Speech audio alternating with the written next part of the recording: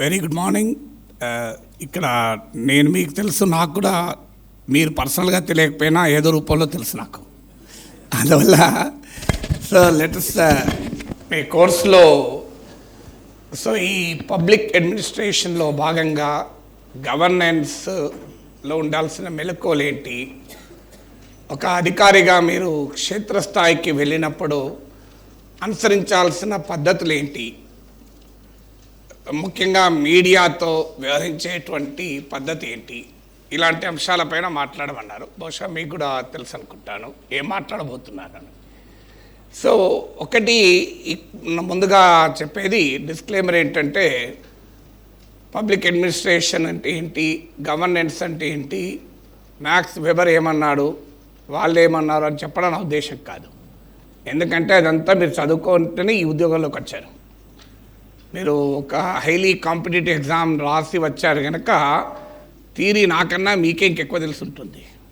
Public add పుస్తకాలు చదివి ఉంటారు, జనరల్ స్టడీస్ ప్రిపేర్ అయి ఉంటారు, చాలా స్టడీ చేసి ఉంటారు.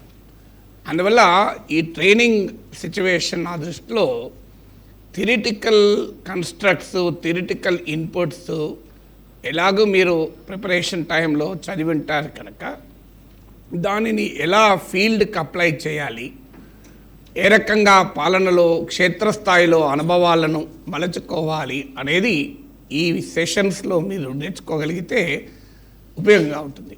అంటే దీని ఉద్దేశం సబ్జెక్ట్ ఇలా ఇన్ఫర్మేషన్ ఏజ్లో మనం ఏమీ చేయాల్సిన అవసరం లేదు. అందులో ఆర్టిఫిషియల్ ఇంటెలిజెన్స్ మీలో ఎంతమంది వాడతారో తెలియదు, కానీ నిన్న నేను ఆంథ్రోపిక్ క్లాడ్కు ఒక ప్రాంప్ట్ ఇచ్చాను.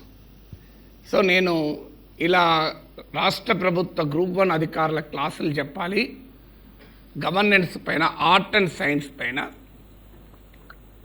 నాకు ఒక అవుట్లైన్ ఇవ్వండి అని అడిగాను. అది అవుట్లైన్ కాదు, ఏకంగా 50 పేజీల మెటీరియల్తో బుక్లెట్ ఇచ్చేసింది. సో అది చూసి నాకే ఆశ్చర్యం వేసింది, అంటే నా పనేం లేదు ఇప్పుడు అది. సో అందువల్ల ఇన్ఫర్మేషన్ టెక్నాలజీ యుగంలో బతుకుతున్న మనం, there is no depth of information. సమాచారం కొరత లేదు, నాలెడ్జ్ కొరత లేదు, థియరిటికల్ ఇన్పుట్స్ కొరత లేదు.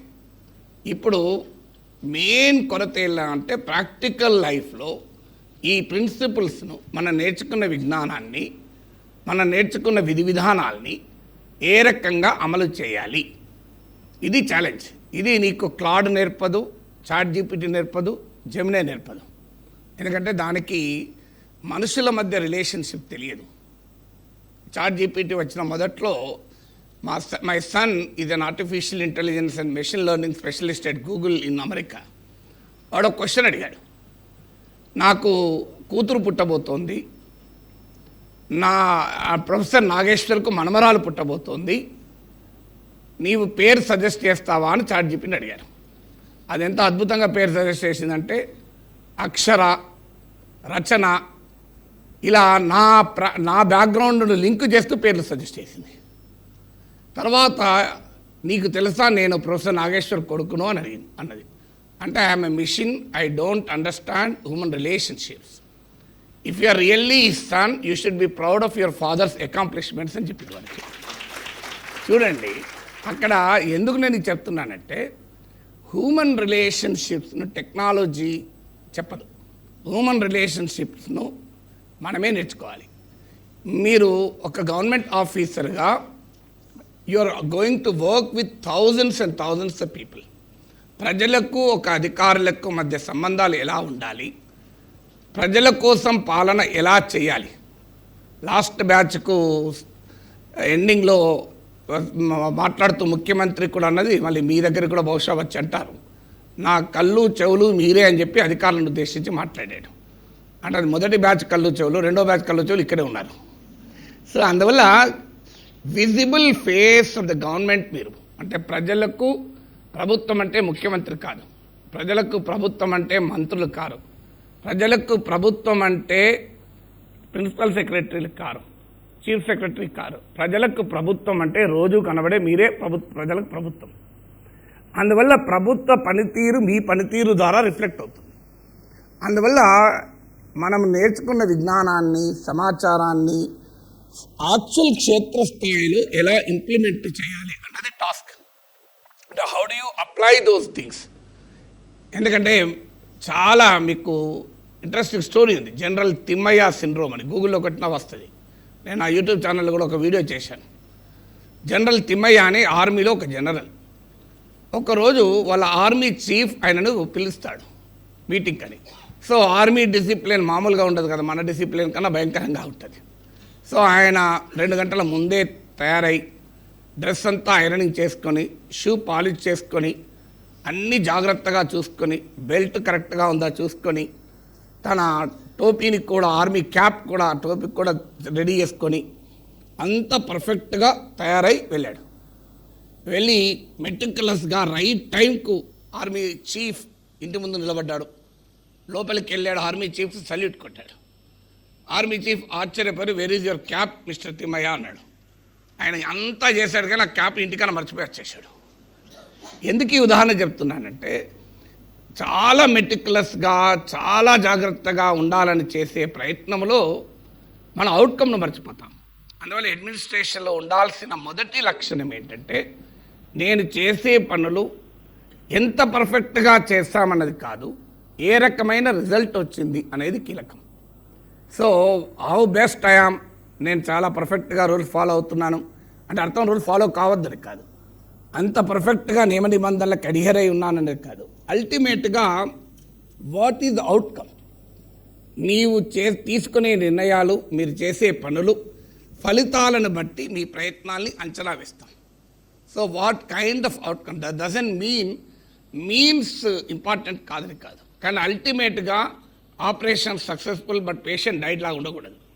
సో ఈ కాన్సెప్ట్స్ మనం అర్థం చేసుకునేటప్పుడు మొదటి లక్షణం ఏంటంటే, అవర్ మైండ్ సెట్. చాలా సందర్భాల్లో పరీక్షలు కష్టపడి రాసి చాలా మేధోశక్తితో వచ్చిన తర్వాత ఒక ధోరణి పెరగచ్చు. ఏం ధోరణి? నేను యూనివర్సిటీలో చూశాను. హాస్టల్లో మాతో పాటు చదువుకున్న పిల్లలు పోలీసు ఎప్పుడన్నా రైడ్కి వచ్చిందంటే గజగజ వణికిపోయేవారు. మేమన్నా ధైర్యంగా నిలబడదు, ఎందుకంటే అంత భయపడుతున్నాం, మనం తప్పు చేసినామని. లేదు సార్, పోలీసు వాళ్ళు వస్తున్నారని. తర్వాత వాళ్ళు పోలీసు రిక్రూట్మెంట్లో సబ్ ఇన్స్పెక్టర్గా సెలెక్ట్ అయ్యేవాళ్ళు, తర్వాత వణికించుకునేవాళ్ళు. అంటే ఒకే మనిషి యూనివర్సిటీలో చదువుకుంటున్న రోజుల్లో పోలీసులు వస్తే భయపడ్డాడు, తర్వాత తానే పోలీసు అధికారి భయపెట్టాడు. ఏంటి మార్పు? ఈ మార్పుకు మీకు స్టాన్ఫోర్డ్ విశ్వవిద్యాలయంలో ఒక ప్రయోగం జరిగింది. స్టాన్ఫోర్డ్ ప్రిజన్ ఎక్స్పెరిమెంట్ అంటారు, మీరు గూగుల్లో కొట్టినా వస్తుంది. ఏంటి స్టాన్ఫోర్డ్ ప్రిజన్ ఎక్స్పెరిమెంట్? ఒక 2 గ్రూప్స్ ఆఫ్ పీపుల్ని తీసుకున్నారు. మొదటి గ్రూప్ ఆఫ్ పీపుల్ను ఖైదీలుగా యాక్ట్ చేయమన్నారు. రెండవ గ్రూప్ ఆఫ్ పీపుల్ని జైలర్స్గా యాక్ట్ చేయమన్నారు. వాస్తవంగా ఇద్దరు యాక్టింగే. 1 set of people are jailers, 1 set of people are prisoners. తర్వాత 15 రోజుల తర్వాత చూస్తే ఈ జైలర్స్గా యాక్ట్ చేసేవాళ్ళు భయంకరంగా ఖైదీలు హింసించడం మొదలుపెట్టారు. అంటే దాని నుంచి ఐడెంటిఫై చేసిన సైకాలజీ ఏంటంటే, మనిషి తన ఉన్న సిచ్యువేషన్లో మారిపోతూ ఉంటాడు. అంటే material conditions that create man అన్నట్లు. మీకు ఎందుకు అదంతెందుకు, మీకు చిన్న ఉదాహరణ రియల్ లైఫ్లో చెప్తాను. మా అమ్మ నా పెళ్ళైన మొదట్లో నాకు గుర్తు, నా మ్యారేజ్ అయింది, మా సిస్టర్ మ్యారేజ్ అయింది. పెళ్ళైన మొదట్లో కాస్త భార్యకు సహకరిస్తుంటాం కదా, తర్వాత కూడా సహకరించాలి, కానీ సమయం దొరకాలి. పెళ్ళైన మొదట్లో అయితే ఖచ్చితంగా చేస్తాడు ఎవడైనా. పెళ్ళికి ముందు, పెళ్ళి సెటిల్ అయినాక, పెళ్ళి అయ్యే లోపలైతే ఇంకా అది చాలా మామూలు పీరియడ్ కాదు, చాలా సిన్సియర్గా ఉంటాడు.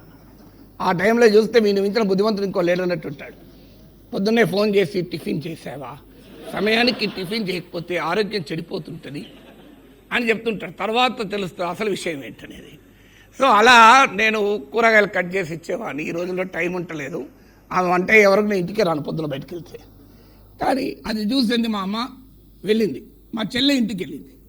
మా చెల్లె కూడా అలాగే మా బావ కూరగాయలు కట్ చేస్తూ హెల్ప్ చేశాడు. ఇంటికి వచ్చి మాతో ఏమన్నా తెలుసా, నా కూతురు అల్లుడు ఇంత మంచోడురా, మా అల్లుడు చాలా మంచివాడు, నా బిడ్డకు సహకరిస్తాడు అన్నాడు.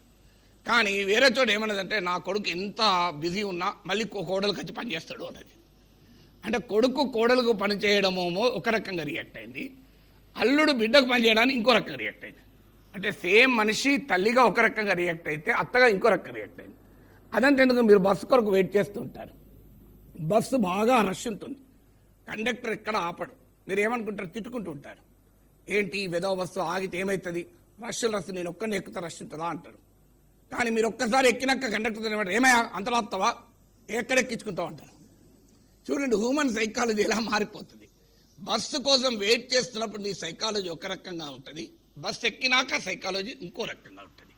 అలాగే ఒక సీట్ కొరకు నిలబడుతుంటావు, ఇద్దరు కూర్చుంటారు, బాగా అలసిపోయి ఉంటావు, కొద్దిగా పక్క జరగచ్చు కదండి, ముగ్గురం కూర్చోవచ్చు కదా అంటారు. కానీ ఒక్కసారి నువ్వు కూర్చున్న తర్వాత ఎవరైనా అడిగారు అనుకోండి, అప్పటి నుంచి నిలబడున్నావు, ఎడ కూర్చుంటావా, ఇది ఇద్దరికే సరిపోతుంది అంటావు. సేమ్ హ్యూమన్ బీయింగ్ డిఫరెంట్ కాంటెక్స్ట్లో డిఫరెంట్గా రెస్పాండ్ అవుతాడు. నేను మీకు 3-4 ఉదాహరణలు చెప్పాను. యూనివర్సిటీ హాస్టల్లో పోలీసులకు భయపడ్డ వ్యక్తి పోలీస్ అయ్యి ఆఫీసర్ అయ్యాక భయపెట్టాడు. సో ఎవరైనా స్టాన్ఫోర్డ్ ప్రిజన్ ఎక్స్పెరిమెంట్ చెప్పాను. So what does it indicate? మన మైండ్ సెట్ కాస్త ఆఫీసర్గా మారాక మారే ప్రమాదం ఉంటుంది. ఇది you should be conscious of this mind set. ఎందుకంటే అత్యంత చపలచిత్తత కలిగింది మైండ్. అందరి మైండ్ ఎంతో కొంత చపలచిత్త ఉంటుంది. డొనాల్డ్ ట్రంప్ మైండ్ అయితే భయంకరంగా ఉంటుంది. కానీ అందరి మైండ్ ఉంటుంది, నీ మైండ్ ఉంటుంది, నా మైండ్ ఉంటుంది. No mind is constant. So అందువల్ల హ్యూమన్ నేచర్ ఏంటి అంటే we tend to adjust to the situation, we tend to acquire the characteristics of the situation. చాలా కొద్ది మంది మాత్రమే తమ మెటీరియల్ కండిషన్స్ను కూడా అధిగమించి, అంటే తామున్న సిచ్యువేషన్ను కూడా అధిగమించి ఒకే రకంగా ఉంటారు. అందువల్ల నా first appeal as an administrator, ఇందులో చాలా మల్టిపుల్ డిపార్ట్మెంట్స్ నుంచి ఉన్న వాళ్ళు ఉన్నారు. అందువల్ల trying to give you some principles అంటే which are applicable to every situation. మొదటిది ఏంటంటే మైండ్ సెట్. మీరు ఒక అధికారిగా, జిల్లా అధికారిగా ఒక పొజిషన్లోకి వచ్చాక try to ensure that your mind set does not change. ఇదంత సులభం కాదు, కానీ బట్ అది మారకపోతే మీరు జీవితంలో సక్సెస్ఫుల్ ఆఫీసర్ అవుతారు. ఏంటి మైండ్ సెట్?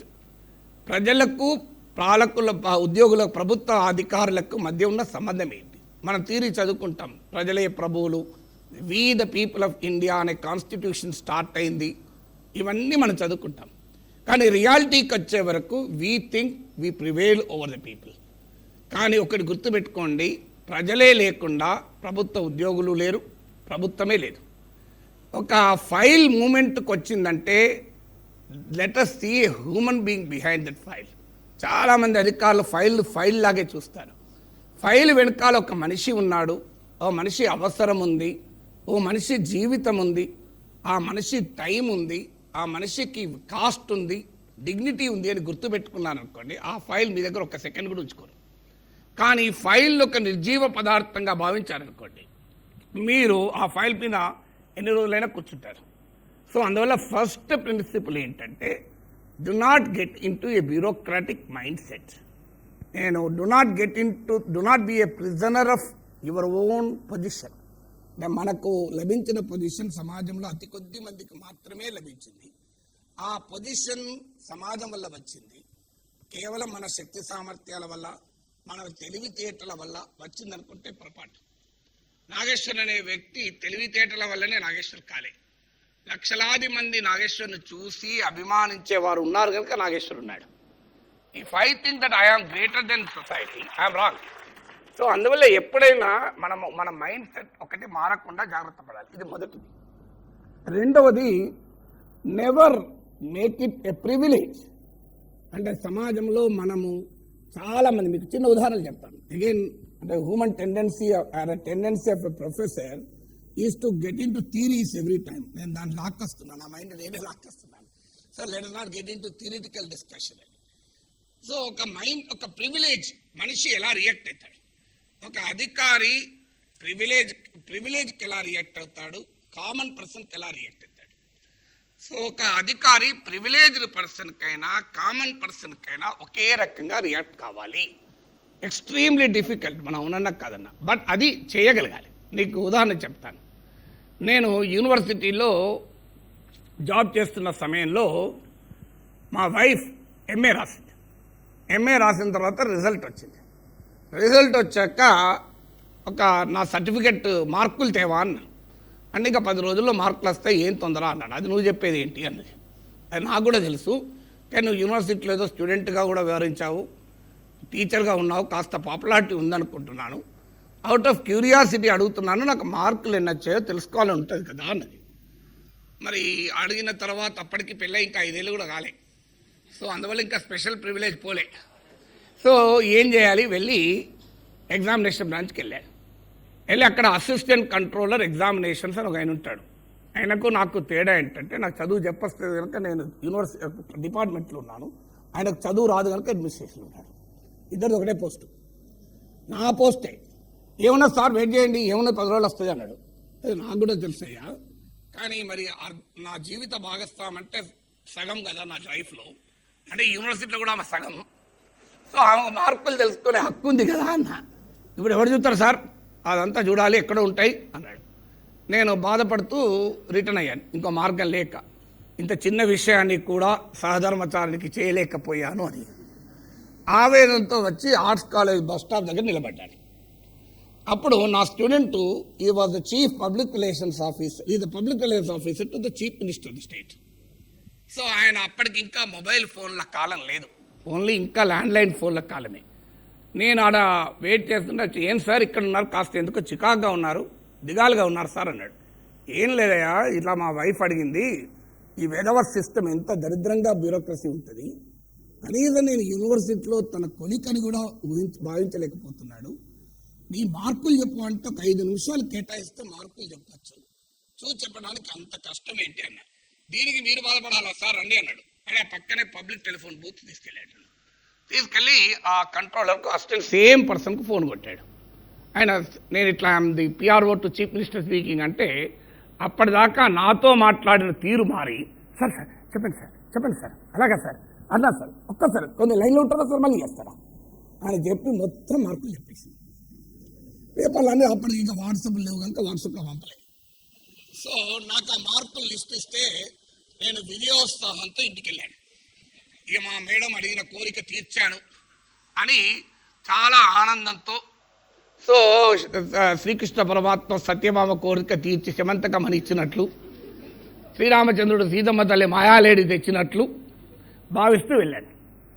వెళ్ళే వరకు నీ మార్కులు తెచ్చానంటే మా మేడం తీసుకొచ్చి మేము చూపెట్టింది. నాకు ఆ త్వరగా తిరిగిపోయింది.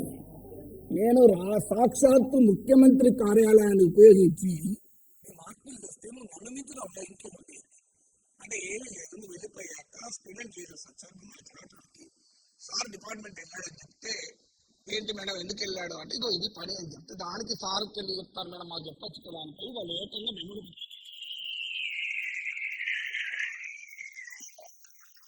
ఏం చెప్తారంటే,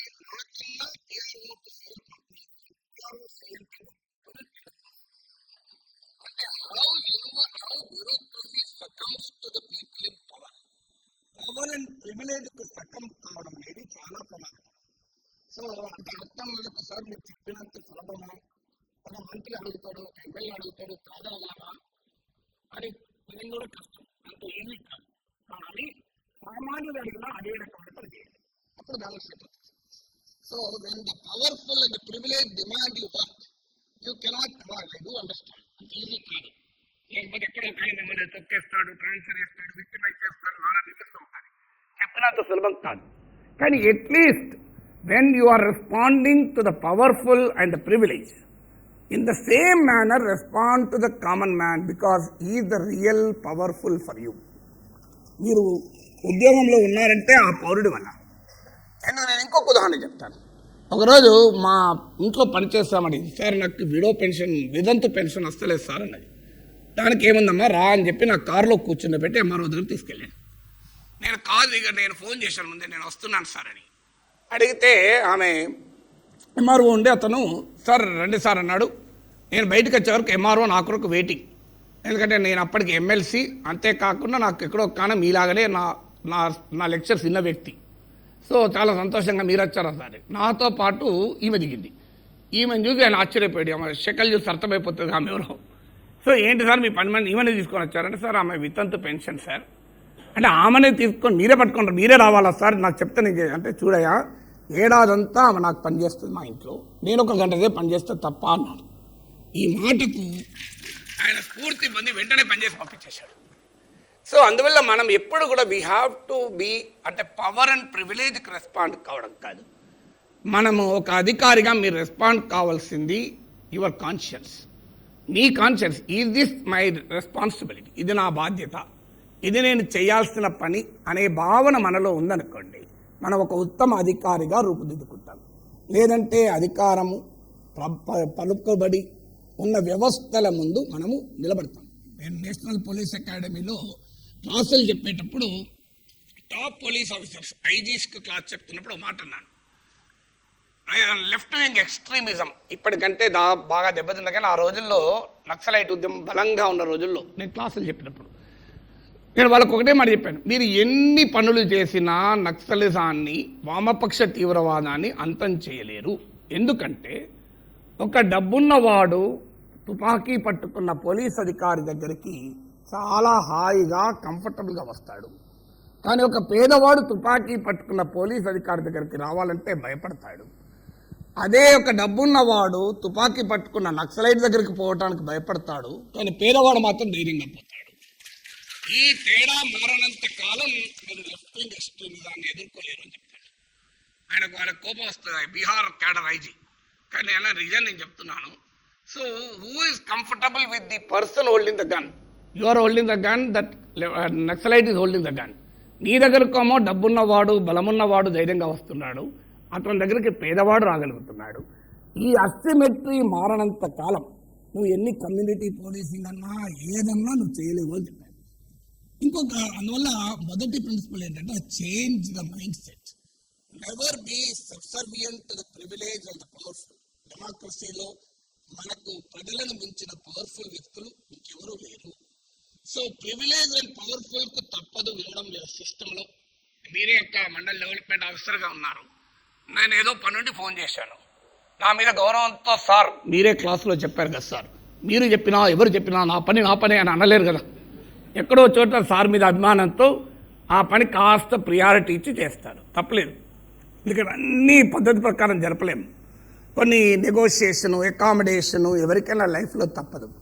కానీ ఇదే రకమైన స్వభావం అంటే when you deal with the powerful and the privilege ఏ రకమైన డీల్ చేస్తావో సామాన్య పౌరుని పట్ల కూడా అదే రకమైన అంటే do not yellow asymmetric relationship between you and the common citizen. అంటే పౌరునికి మీకు మధ్య ఒక అసిమెట్రిక్ రిలేషన్షిప్ను రాకుండా జాగ్రత్త పడండి. ఇది రాకుండా ఉండాలి అంటే మొదటిది నేను చెప్పిన మైండ్ సెట్ మారాలి. ఇది రెండవది. మూడవది, చాలా సందర్భాల్లో ఎట్ గన్ పాయింట్ పనిచేస్తుంటారు. నేను దీనికి కూడా ఒక ఉదాహరణ చెప్తాను. నేను ఎమ్మెల్సీగా ఉన్న రోజుల్లో ఒక హాస్టల్ నుంచి ఒక బిడ్డ ఫోన్ చేశారు, సార్ నేను పలానా సోషల్ వెల్ఫేర్ రెసిడెన్షియల్ స్కూల్లో చదువుతున్నాను సార్, 8th క్లాస్ చదువుతున్నాను సార్ అన్నాడు. మరి నా నెంబర్ నీకు ఎవరు చెప్పారు అని అన్నాను. మీ ఎలక్షన్లప్పుడు మీ పోస్టర్ మా వాల్ మీద ఉండే సార్, ఇది ఏంటిది సార్ ఎమ్మెల్సీ ఎన్నికలని మా సార్ని అడిగాను. అడిగితే ఎమ్మెల్సీ ఎన్నికల గురించి చెప్తూ ఈయన మంచివాడు, ఈయన గెలుస్తాడు చూడు అన్నాడు సార్. తర్వాత మీరు గెలిచారని కూడా తెలుసుకున్నాను సార్, దాని మీద మీ నెంబర్ ఉంటే రాసుకున్నాం సార్ ఎప్పుడన్నా పని ఉంటే అని. చాలా ఆనందం వేసింది. ఏంటయ్యా మీ ప్రాబ్లం ఏంటి అన్నాడు.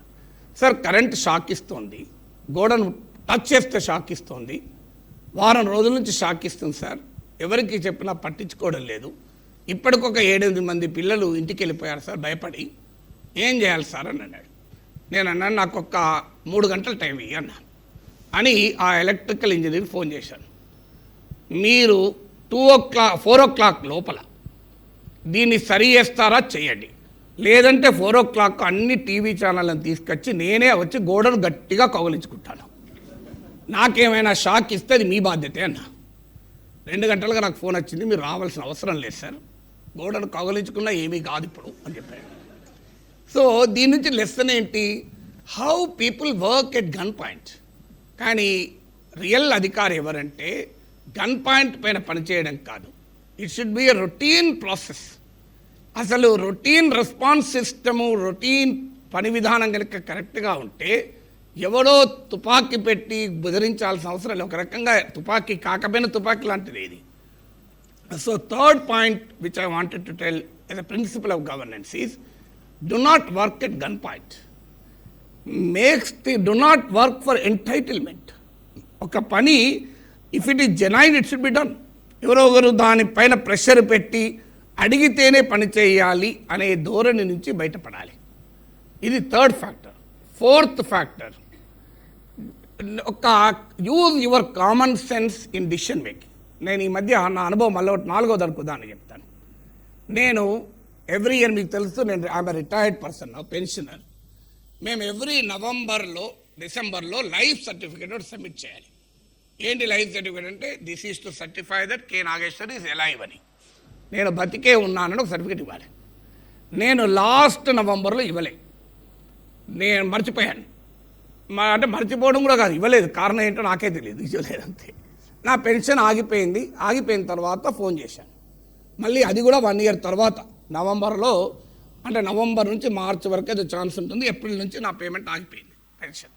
మొన్న వెళ్ళాను, అడిగితే సార్ మీ పెన్షన్ ఆగిపోయింది సార్, ఎలాగో నవంబర్లో వచ్చారు కనుక నెక్స్ట్ ఇయర్ కూడా లైఫ్ సర్టిఫికేట్ ఎలాగో ఇవ్వాలి, ఇది ఇచ్చేయండి సార్ అన్నారు. నేను నెక్స్ట్ ఇయర్ లైఫ్ సర్టిఫికేట్ ఇచ్చి వెళ్ళేస్తుంటే, సార్ లాస్ట్ ఇయర్ కూడా ఇవ్వండి సార్ అన్నాడు. అదేందయ్యా, నెక్స్ట్ ఇప్పుడు నేను బతుకున్నానంటే లాస్ట్ ఇయర్ బతుకున్నట్టు కాదా అన్నాడు. నాకు నిజంగా అర్థం కాదు. మరి నెక్స్ట్ ఇయర్కి లైఫ్ సర్టిఫికేట్ అంటే ఇప్పుడు next year pension life certificate ఇచ్చాక 1 year వరకు మళ్ళీ అడగరు ఇక. సో నేను బతుకున్నానని అయిపోయింది కదా, ఇక మళ్ళీ అంతకు ముందు ఇయర్ కూడా బతుకున్నట్టు ఏంటంటే ఇక తెలియదు, దాని రూల్ అదే. ఇక నువ్వు చేయగలిగింది ఏం లేదు. లాస్ట్ ఆగిపోయిన పెన్షన్ అంతా ఎరియర్స్ రావాలంటే 2025 నవంబర్లో కూడా నేను బతికే ఉన్నానని సర్టిఫికేట్ ఇవ్వాలి. ఆల్రెడీ 2026 నవంబర్లో బతుకున్నట్టు సర్టిఫికేట్ ఇచ్చేసిన. నాకు ఇప్పటికీ అర్థం కాదు అంటే, నాగేశ్వర్ అనే వ్యక్తి నవంబర్ 2026లో బతికుంటే నవంబర్ 2025 ఎట్లా పోతాడు, నాకు ఇప్పటికీ అర్థం కాలే. సో అంటే నేను పోయి మళ్ళీ పుట్టానా అంటే, ఆ రకంగా మన వ్యవస్థలు ఉంటాయి. దీన్ని ఎవరిని అడగాలి? Nobody knows the answer. ఎందుకంటే సిస్టమ్ ఏంటి సార్, ఆయన చెప్పాడు అధికారి, సార్ ఏం చేయలేము సార్, లేకుంటే సిస్టమ్ యాక్సెప్ట్ చేయదు అన్నాడు. అంటే మన సిస్టమ్స్ ఎవరు తయారు చేస్తారు? మనుషులే తయారు చేస్తారు కదా. అంటే we did not teach generative AI ఏజ్లో కూడా మన సిస్టమ్స్ ఇంత ఇన్హ్యూమన్గా పనిచేస్తాయి. ఎందుకంటే అక్కడ సిస్టమ్ కంప్యూటర్ ఒప్పుకోదు. ఆ లైఫ్ సర్టిఫికేట్ లాస్ట్ ఇయర్ది ఇస్తేనే అది క్లియర్ అయితేనే ఈ ఇయర్ది క్లియర్ అవుతుంది. సో అది క్లియర్ కావాలంటే మరి ఈ ఇయర్ బతుకుంటే ఆ ఇయర్ లాస్ట్ ఇయర్ కూడా బతుకున్నట్టే అని కంప్యూటర్కి తెలియదు. ఇప్పుడు జనరేట్ ఏఐకి తెలిసి ఉంటుంది కానీ ఇంకా జనరేట్ ఏఐ వాడతలేరు మా దగ్గర. సో అందువల్ల యూజ్ ద ఫోర్త్ ప్రిన్సిపల్ ఏంటంటే గవర్నెన్స్లో, do not go by technicalities, rules, regulations alone. Use the common sense when you apply the rule. So when you apply the common sense in rule, the human agony of administration reduces. అంటే పాలన మనిషిని, మనం ease of doing business గురించి మాట్లాడుతుంటాం, unfortunately ease of living గురించి మాట్లాడాం. Is of doing business అంటే ఏంటి? ఒక వ్యాపారం చేసడానికి ఎంత సులభంగా వ్యాపారం చేయగలడు అంటే పర్మిషన్ నుంచి మొదలుకొని కాంప్లైన్స్ వరకు చాలా స్మూత్గా జరగాలి. ఇది ease of doing business. Why not ease of living? ఒక మనిషి ప్రభుత్వ గవర్నమెంట్తో వ్యవహరించేటువంటి తీరులో ఎందుకని ఆ ఈజ్ ఆఫ్ లివింగ్ ఉండదు అని. ఇప్పుడు అమెరికాలో కూడా కరప్షన్ ఉంటుంది, చాలా హయ్యెస్ట్ లెవెల్లో చాలా భయంకరమైన కరప్షన్ కూడా ఉంటుంది. కానీ అమెరికా లాంటి సొసైటీ సాధించిన ఘన విజయం ఏంటంటే, citizens day to day interaction with the గవర్నెన్స్లో కరప్షన్ దాదాపు లేదు. Citizens day to day interaction with the governance, ఇక రోజువారీ ఒక హౌస్ రిజిస్ట్రేషన్ నుంచి మొదలుకొని ప్రతిరోజు ప్రభుత్వంతో ప్రజలకు పౌరులకు పడే పనుల విషయంలో ఏ రకమైన కరప్షన్ కానీ ఇన్ఎఫిషియన్సీ లేదు. అందుకే ఆ సొసైటీస్ ఆ రకంగా ఉండగలే. That doesn't mean there is no high level corruption. చాలా టాప్ లెవెల్లో కరప్షన్ మన ఎన్రాన్ డీల్ ఇవన్నీ చాలాసార్లు వింటాను. సో అందువల్ల వెస్ట్రన్ సొసైటీ సాధించిన పెద్ద విజయం ఏంటంటే, అందుకే మనకు చూడండి అమెరికాలో ఉన్న వాళ్ళు ఇండియాకి వస్తే తలపట్టుకుంటూ ఉంటారు, అబ్బా మాకు అక్కడ అంత ఈజీగా జరిగింది, ఇక్కడ ప్రతి ఒక్కటి సమస్య అని. కారణం ఏంటంటే they have achieved that level of thing. నేను ఈ మధ్య ఆస్టిన్ వెళ్తే అక్కడ ఒక ఇండియన్ రెస్టారెంట్ ఇనాగ్రేట్ చేయడానికి వెళ్ళాను. నాతో పాటు లోకల్ మేయర్ కూడా చీఫ్ గెస్ట్. నేను వెళ్ళే టైంకి లోకల్ మేయర్ కూడా అప్పుడే వస్తున్నాడు. ఆయన డ్రైవింగ్ చేసుకుంటూ వచ్చాడు. ఆయన ఒక్కడే వచ్చాడు, పక్కకి ఎవరు లేరు, ఆయన ఎవరు రిసీవ్ చేసుకోలే. సీరియస్గా నడుచుకుంటూ హాయ్ ఫ్రెండ్స్ అని కూడా వచ్చాడు లోపలికి. మన దగ్గర మేయర్ ఎట్లా వస్తాడు? ఒక పెద్ద సైన్యం, ఒక 8 అక్షరాల సైన్యంతో వస్తాడు. సో ఒక మేయర్ చాలా సింపుల్గా తానే కార్ డ్రైవ్ చేసుకుంటూ వచ్చాడు. Can you imagine in our system? అలా వస్తే అసలు ప్రజలు కూడా పట్టించుకోరు, వీడియో మేయర్ అయ్యా ఏం పలుకుబడలేదు కదా అంటారు. అంటే ఆ రకమైన కొలోనియల్ మైండ్ సెట్ మన అడ్మినిస్ట్రేషన్లో వలసవాద వారసత్వంగా వచ్చిన మైండ్ సెట్ ఏంటంటే we respect power, we respect privilege, we బో బిఫోర్ పవర్ అండ్ ప్రివిలేజ్ వల్ల అదొక కొలోనియల్ లెగసీ లాగా వచ్చింది. అందువల్ల బ్రేక్ దట్ లెగసీ, ఇది 4th factor. 5th one, what you do? ఒక చాలా సింపుల్ క్వశ్చన్. ఒక ఆఫీసర్గా మీరు వెళ్ళిన మొదటి వారం రోజులు ఏమి చేస్తారు? మీరు ఆల్రెడీ కొంతమంది వెళ్ళి వచ్చినట్టున్నారు కనుక మిమ్మల్ని అడుగుతలేను. సో అందువల్ల ఆల్రెడీ మీరు ఆఫీసులకు వెళ్ళి మధ్యలో ట్రైనింగ్కి వచ్చినట్టున్నారు, అవునా కదా? సో అందువల్ల మిమ్మల్ని ఆ క్వశ్చన్ అడుగుతలేను. So what should you do when you go to the office? ఒక ఆసక్తికరమైన ఎగ్జాంపుల్ చెప్తాను. రాజస్థాన్లో ఒక కలెక్టర్, యంగ్ ఐఏఎస్ ఆఫీసర్, కొత్తగా డిస్ట్రిక్ట్ కలెక్టర్గా అపాయింట్ అయ్యాడు. That is a very big, highly drought prone area, కరువు పీడిత ప్రాంతం. ప్రభుత్వం చాలా అసమర్థతగా పనిచేస్తుంది. మొదలే north India, south India is much better compared to in public administration. So Rajasthan అందులో చాలా వెనుకబడిన రాష్ట్రం. ఎక్కడైతే సమాజం వెనుకబడి ఉంటుందో అక్కడ పాలనా వ్యవస్థ కూడా చాలా ఇర్రెస్పాన్సిబుల్గా ఉంటుంది. ప్రజలు, ఎందుకంటే మన దగ్గర నిలదీసే సమాజం ఉంది. కలెక్టర్ ఏం కలెక్టర్, ఏం సార్ ఈ మీద కనబడుతూనే ఉంటాడు. మన ప్రజలు చాలా హుషారైపోయారు.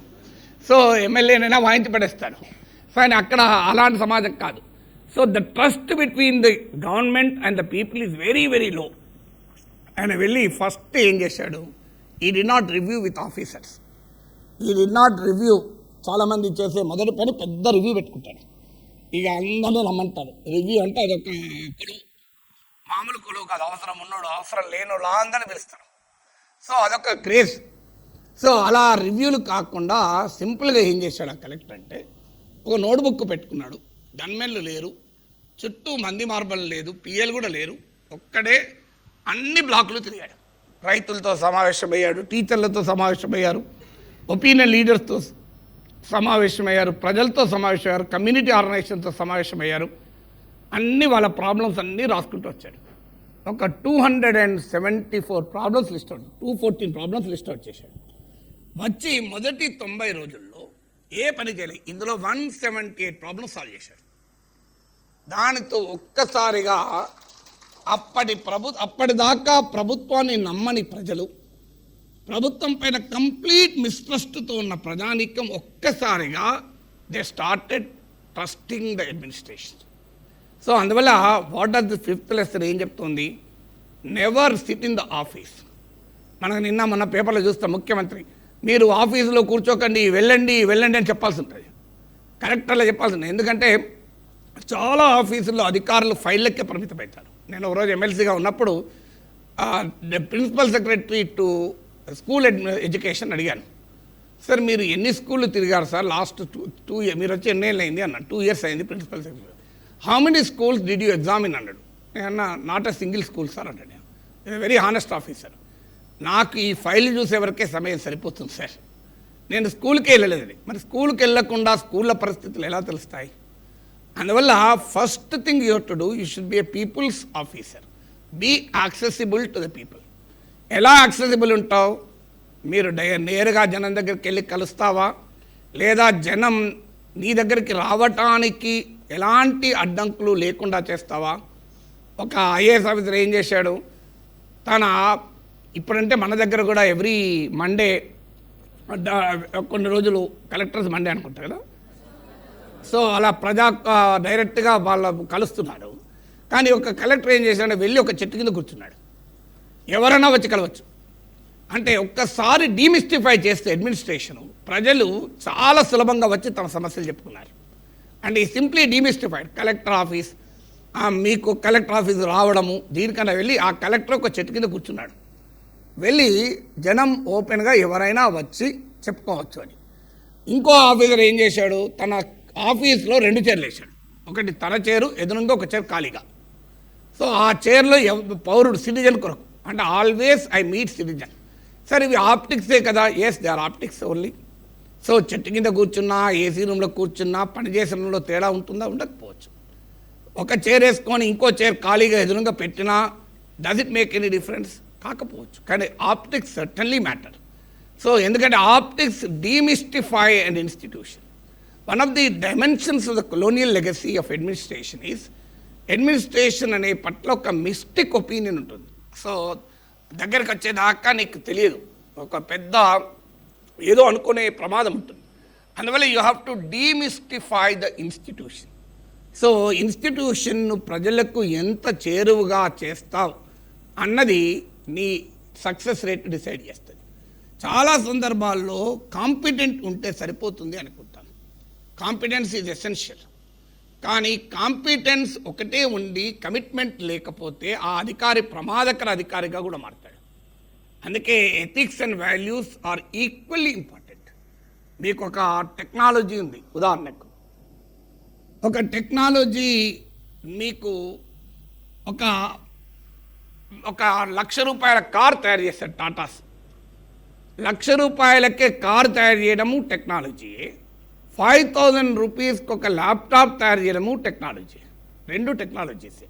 They are called frugal innovations. అంటే అతి తక్కువ ఖర్చుతో ఇన్నోవేషన్ ఎలా చేయాలి అనే దాన్ని ఫ్రూగల్ ఇన్నోవేషన్స్ అంటారు. ₹1,00,000 లోపు కార్ అయినా, ₹1,000 లోపు ల్యాప్టాప్ అయినా, both are equally great innovations. కానీ what makes difference between the two? రెండింటి మధ్య తేడా ఏంటి? సో మొదటిదేమో రోడ్లపైన రద్దీ పెంచి కార్బన్ గ్యాసెస్ ఎమిషన్ను పెంచి పొల్యూషన్కు కారణమవుతుంది, కొంతమందికి లగ్జరీ ఇవ్వవచ్చు. కానీ రెండవది నాలెడ్జ్ రెవల్యూషన్కు కారణమవుతుంది. ల్యాప్టాప్ లక్షలాది మంది పేద బిడ్డలకు అందుబాటులోకి వస్తుంది. So both are technologies, both are innovations. But one టెక్నాలజీతో పోలిస్తే the other technology has a transformatory potential. దానికి తేడా ఏంటి? తేడా టెక్నాలజీలో లేదు, తేడా సైన్స్లో లేదు, తేడా ఎథిక్స్లో ఉంది, వాల్యూస్లో ఉంది, కమిట్మెంట్లో ఉంది. అందువల్ల ఒక అధికారిగా how competent you are, how efficient you are, how productive you are, they are very very important. కాదని ఎవరన్నా. So competence levels, efficiency levels, productivity levels ఇవన్నీ చాలా important. This no dispute about it. కానీ అది ఒక్కటే ఉంటే సరిపోదు.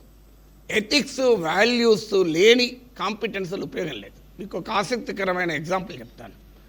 ఒకరోజు పోలీసులకు ఒక కంప్లైంట్ వచ్చింది. ఇది హైదరాబాద్లోనే జరిగింది, ఎక్కడో కాదు. ఏంటి కంప్లైంట్ అంటే కంప్యూటర్ స్టోర్స్లో, ఆఫీసుల్లో ఒక విచిత్రమైన దొంగతనం జరుగుతుంది. ఏంటా విచిత్రమైన దొంగతనం అంటే కంప్యూటర్లో హార్డ్ డిస్కుల్లో మదర్ బోర్డులు ఇట్లాంటివి ఇంపార్టెంట్ కాంపోనెంట్స్ మాయమవుతున్నాయి. మళ్ళీ ఓపెన్ చేసిన కంప్యూటర్ ఓపెన్ చేసి క్లోజ్ చేశారు, ఏమీ తెలుస్తలేదు. Nobody knows what is happening. సడన్గా తెల్లారు మార్నింగ్ వచ్చే వరకు మదర్ బోర్డు మాయమవుతుంది. ఇంపార్టెంట్ కాంపోనెంట్స్ మాయమవుతాయి. కెమెరాలలో అన్నిట్లో ఇంపార్టెంట్ కాంపోనెంట్ మాయమవుతున్నాయి. ఏంటి ఎవరికి అర్థం తెలియదు ఇలా ఎలా జరుగుతుంది. లాస్ట్గా పోలీసు మొత్తం వెనక్కి దొంగలు పట్టుకున్నారు. ఆ దొంగ ఎంత ఇంటెలిజెంట్ అంటే వాడు ఈ నోస్ ద టెక్నాలజీ. దాని కంప్యూటర్ ఓపెన్ చేసి అవసరమైన కీ కాంపోనెంట్ తీసుకొని మళ్ళీ దాన్ని క్లోజ్ చేసి వెళ్ళిపోతున్నాడు. పట్టుకొని అరే నువ్వు ఎక్కడెక్కడ దొంగతనం చేసావంటే సార్ మీ సిస్టమ్ కొంతసేపు యాక్సెస్ ఇస్తారా సార్ అన్నాడు. పోలీసుకు తలకాయ జరిగిపోయింది ఎస్ఐకి, ఇదేందని. ఏం లేదు సార్, నా ఎక్సెల్ షీట్ గూగుల్ డ్రైవ్లో ఉంది సార్, ఆ ఎక్సెల్ షీట్లో లేటెస్ట్ దొంగతనాలు కూడా యాడ్ చేసి మీకు ఇస్తా సార్ అన్నాడు. వాడు ఒక ఎక్సెల్ షీట్ మెయింటైన్ చేస్తున్నాడు. Serial number, place of the theft, component stolen, where did he dispose, what is the value of the components, next target ఏంటి అని వాడు ఒక ఎక్సెల్ షీట్ మెయింటైన్ చేస్తున్నాడు. ఆ ఎక్సెల్ షీట్ చూసి సబ్ ఇన్స్పెక్టర్ తలకాయ తిరిగిపోయింది. వీని తెలివితేటలకు, వీని కంప్యూటర్ పరిజ్ఞానానికి మెచ్చుకోవాలా, వీడు సమాజానికి ప్రమాదకరంగా ఎలా తయారయ్యాడు. సో ఇక్కడ టాలెంట్ లేక కాదు, టాలెంట్ లేనిదైతే ఇంత తెలివిగా చేయడు దొంగతనం. సో అందువల్ల ఎప్పుడు కూడా competence, talent, efficiency, productivity should be in cohesion with or in tune with ethics, values and commitment. అందువల్ల మనకు సామర్థ్యం ఉంటే, ఉత్పాదకత ఉంటే, సాంకేతిక పరిజ్ఞానం ఉంటే మాత్రమే సరిపోదు. సమాజం పట్ల నిబద్ధత ఉండాలి, వృత్తి పట్ల విలువలు ఉండాలి, ప్రజల పట్ల ప్రేమ, కంపాషన్ ఉండాలి. అప్పుడే you will become a good administrator. So ఇది 5th పాయింట్. నెక్స్ట్ పాయింట్, మీరు ఏ రకంగా మరి రూల్స్. సో గవర్నెన్స్, నేను ఇందులో ముందు మీకు art and science of governance అన్నాను. What is art, what is science అంటే గవర్నెన్స్ ఒక కళ, ఒక శాస్త్రము. కళ అంటే ఏంటి, శాస్త్రము అంటే ఏంటి? శాస్త్రమేమో ప్రొసీజర్స్, రూల్స్, రెగ్యులేషన్స్, లాస్, ఇదంతా శాస్త్రం. That's a part of the administration. What we read, how government functions, what are the fundamental rules అంటే ఏంటి, వాట్ ఆర్ లాస్, వివిధ మీకు రిలేటెడ్గా మీ ప్రొఫెషన్కి ఉండే మీకు నియమ నిబంధనలు ఏంటి, అవన్నీ సైన్స్. ఆర్ట్ ఏంటంటే ఈ రూల్స్లో నువ్వు ఎలా ట్రావెల్ చేస్తావు, రూల్స్లో ఎలా ట్రావెల్ చేస్తావు అన్నప్పుడు ఒక బేసిక్ ప్రిన్సిపల్ ఏంటంటే రూల్స్కు నీవు ప్రిజనర్ అవుతావా, నీకు రూల్స్ బానిస అవుతుందా. So rules versus your goals. ఎప్పుడు కూడా ఒక మంచి అధికారి ఏంటంటే he doesn't become a prisoner of rules, he doesn't become subservient to rules. That doesn't mean you should not follow the rules. Rules follow కావద్దని నేను అనడం లేదు. రూల్స్ను క్రియేటివ్గా ఇంప్లిమెంట్ చేస్తూ నీ లక్ష్యాలను ఎలా నెరవేర్చుకుంటావు అన్నది తెలివైన అధికారి చేయాల్సిన పని. మీకు ఒక చిన్న ఉదాహరణ చెప్తాను, నేను లాస్ట్ క్లాస్లో కూడా చెప్పాను. అంటే రూల్స్కు ఎలా ఉంటామంటాను. ఒక గ్రామ సర్పంచ్ కలెక్టర్ దగ్గరికి వెళ్ళాడు. సార్, మా గ్రామ పంచాయతీలో లైబ్రరీ బిల్డింగ్ కట్టించాలనుకుంటున్నాం, లైబ్రరీకి ఒక రూమ్ కట్టించాలనుకుంటున్నాం, మా గ్రామంలో శాంక్షన్ చేయండి సార్ ఒక గది అని వెళ్ళాడు.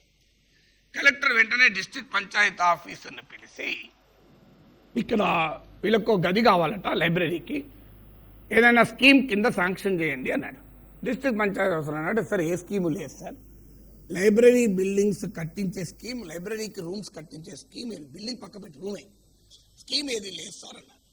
సాధారణంగా కలెక్టర్ ఏం చేయాలి, స్కీమ్ ఏమీ లేదయ్యా, గవర్నమెంట్ ఏదన్నా స్కీమ్ వచ్చినప్పుడు చూద్దాం, లేదా మీరు లోకల్ ఎమ్మెల్యేకి చెప్పి ఏదైనా స్కీమ్ కింద శాంక్షన్ చేయించుకో అని చెప్పాలి. కానీ ఆ కలెక్టర్ అలా చెప్పలే.